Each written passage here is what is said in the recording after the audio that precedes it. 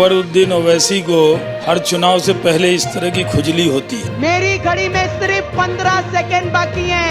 नौजवानों की नौकरियों पर, महंगाई पर, बिजली पर, हेल्थ सेक्टर पर, तालीम के मैदान में क्या क्या किया जाए। आजकल फीस महंगी है, बुक्स महंगे हैं, air pollution, water pollution, environment, greenery, health cards. अगर बीजेपी हार गई तो जमीन ले लेंगे, लूट लेंगे। इरफान अरफान आलमगीर हमारा चैनल नया है, इसे सपोर्ट कीजिए।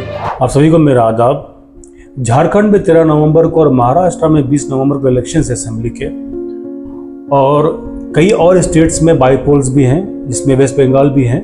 जैसे मैंने बताया था किस तरह एक्टर मिथुन ने अपने बयान में नफरत जाहिर की है, तो उस तरह के बयान देखने को मिल रहे हैं आहिस्ता आहिस्ता।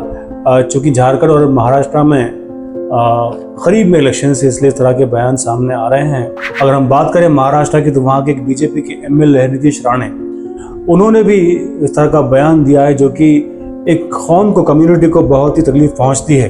अगर मैं बात करूं झारखंड की, तो वहां पर कैंपेन के लिए असम के मुख्यमंत्री, चीफ मिनिस्टर, वजीर आला हेमंत बिस्वा शर्मा पहुंच गए थे, और उन्होंने स्टेज पर दाएं बाएं घूमते हुए इस तरह का जाहिर किया अंदाज के मानो ऐतिहासिक भाषण दे रहे हों। हमारा बेटियों को लूटा, हमारा जमीन को लूटा। और उनके बयान में इस तरह की बात है कि वो कह रहे थे अवाम से कि अगर बीजेपी हार गई तो जो यहाँ की जमीन है, नीलांबर, पीतांबर और बिरसा मुंडा की, वो जमीन ले लेंगे, लूट लेंगे। इरफान अरफान आलमगीर, और वो आगे भी कहते हैं कि इन्होंने हमारी सरकार को लूटा, हमारी बेटियों को लूटा, हमारे अहंकार को लूटा।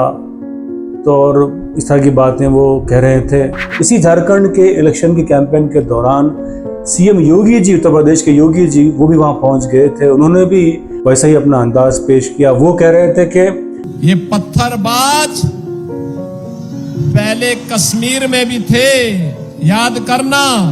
हमने पत्थरबाजों को इन्हें कंट्रोल कर लिया है। वो त्योहारों के मौके पर पत्थरबाजी करते थे, वो हमने कंट्रोल कर लिया है।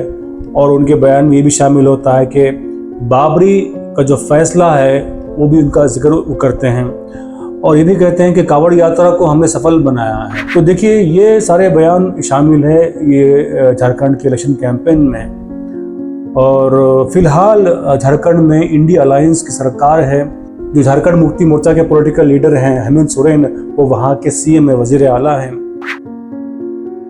होना ये चाहिए कि नेता को वो बात करें नौजवानों की नौकरियों पर, महंगाई पर, बिजली पर, हेल्थ सेक्टर पर, तालीम के मैदान में क्या क्या किया जाए। आजकल फीस महंगी है, बुक्स महंगे हैं, air pollution, water pollution, environment, greenery, health cards. जो गरीब है, जिनकी पहुंच है, बड़े दवाखाने में हो पाना बहुत मुश्किल है, उनके लिए हेल्थ कार्ड्स काम आते हैं, इंश्योरेंस काम आता है।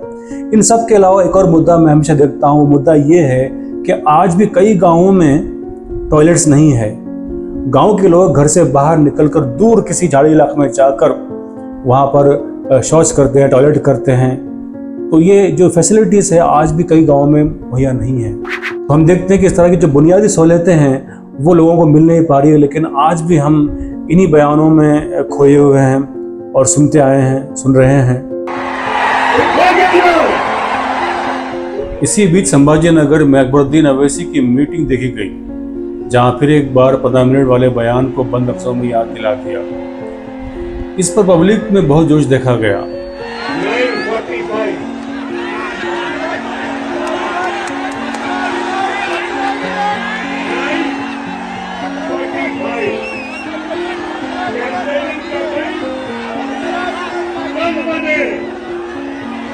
अभी 15 मिनट,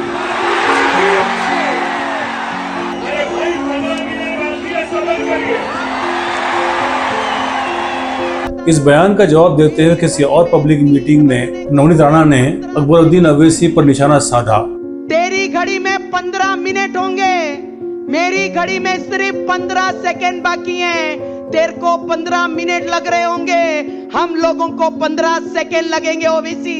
उधर शाहनवाज हुसैन ने इस बयान पर अपने रद्दमल जाहिर किया और कहा कि हर इलेक्शन से पहले अकबरुद्दीन ओवैसी इस तरह बयान देकर कौम को टकराव के रास्ते पर ले आते हैं। अकबरुद्दीन ओवैसी को हर चुनाव से पहले इस तरह की खुजली होती। खैर मैं ये कहूँगा कि एक अच्छा नागरिक, एक अच्छा देशवासी वही हो सकता है जो अपने आसपास के मुश्किलों, समस्याओं, समाधानों का ढूंढ रहा हो और वो उस दिशा में, उस रुख में अपना वोट देना चाहता हो।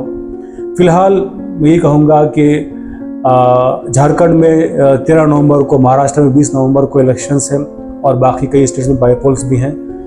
ये कहना बहुत ही मुश्किल है कि कौन सी पार्टी आने वाली है। हमारा चैनल नया है, इसे सपोर्ट कीजिए, सब्सक्राइब कीजिए, लोगों तक पहुंचाइए। इंशाल्लाह फिर मिलूंगा।